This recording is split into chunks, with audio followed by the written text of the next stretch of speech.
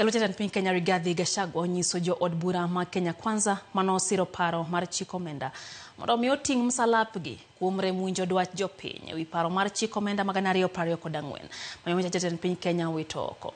Koyango ni owinjo ganda jo Kenya koting'o nyaka jomatindo obed kod lalruok gi piny owacho. Gachagua koni wich teko mane moko kuom jo od bura ma Kenya Kwanza oketo ka gisiro paro mar chikno ema omiyo ng'anyo ne obede thuru kae.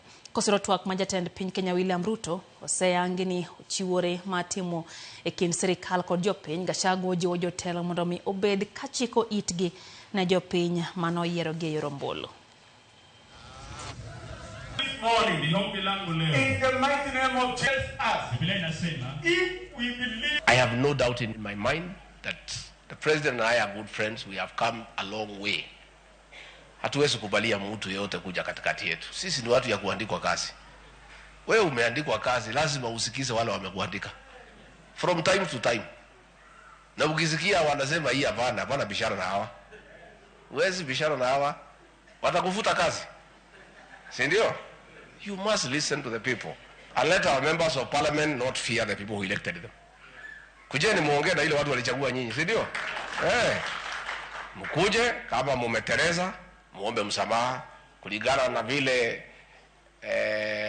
samo nimeendelea, si mtasemewa.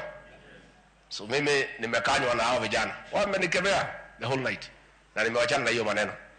Mimi nitaongea mambo ya rais na yangu saa hii. Wabunge mkuje muongee na hao watu. Si ndio walichagua nyinyi? Mtaelewana. I am sure mtafika pahali mtasikizana. Mimi hiyo maneno nimeondokea kwa sababu itaniletea shida bure. Waniambia hii wabunge si tulichagua, wewe kaka.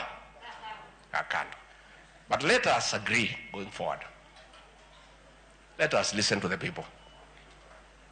Tusikize ground.